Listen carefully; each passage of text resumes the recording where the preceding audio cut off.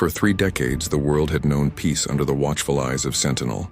Clad in obsidian armor that shimmered like liquid night, Sentinel soared above oceans and mountains, cities and deserts, a living promise that humanity was never alone in its fight against darkness. Born Adrian Vale, Sentinel discovered his power at 16, the ability to manipulate graviton fields. Flight came first, a trembling hover over cracked pavement, then the exhilaration of breaking through clouds. Soon he could bend the pull of gravity around himself and others, rendering cars weightless or crushing steel beams with an invisible hand. With each crisis averted, earthquakes quelled, missiles diverted, rogue warlords disarmed, the legend of Sentinel grew. Children painted murals of him on school walls.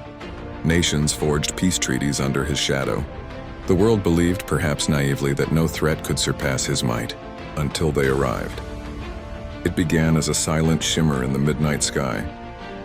Telescopes caught it first, a swarm of dark objects falling in formation, gliding through the void toward Earth. Within hours, every screen in every city flickered to life, broadcasting the same message, an alien dialect, harsh and metallic, accompanied by images of ruined worlds. Sentinel flew higher than ever before, past the whisper of the atmosphere until the cold bit at him even through his armored skin. There are hundreds of obsidian blue creatures. The invasion began not with a roar but with silence. One by one, the spires unfolded into towering constructs, each pulsing with an inner light the color of dying embers. From them poured creatures neither wholly mechanical nor organic, multi-limbed nightmares with glistening carapaces and eyes that reflected only hunger. Sentinel struck first. He crashed into their ranks like a living meteor, shattering armor and sending bodies hurtling into the sea. But the tide seemed endless. For every beast he felled, 2 more emerged. Entire cities were shrouded in black smoke as buildings crumbled under alien claws. In those first hours, the world watched its protector fight with a desperation unseen before. Sentinel's face, rarely shown, betrayed a flicker of fear. His powers strained under the weight of countless foes. Still, he pressed on. At dawn over New York, Sentinel faced the first of the High Architects, the alien commanders. Towering and robed in what appeared to be molten obsidian, the architect spoke in a voice that rattled glass. "You cannot protect them. You cannot protect yourself." With a defiant roar, Sentinel unleashed his full might. Gravity bent to his will, turning the concrete beneath the architect into molten slag. Yet the creature did not fall. It raised a single clawed hand, and the air shimmered with an energy Sentinel had never encountered. A pulse rippled outward, striking Sentinel square in the chest and sending him crashing into the Hudson River. Bruised, breath ragged, Sentinel rose again. He summoned the graviton fields, lifting entire bridges and flinging them like javelins at the architect. For a moment it seemed victory was near. Then the architect revealed its true weapon. A beam of searing white light erupted from its core, bypassing Sentinel's defenses entirely. Pain, foreign and absolute, tore through him.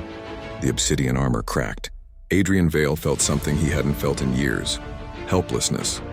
But even in agony, he refused to yield. With the last reserves of his power, he turned Earth's own gravity against the architect, crushing the alien's form until it cracked and crumbled. The creature let out a death shriek that echoed for miles, and then silence.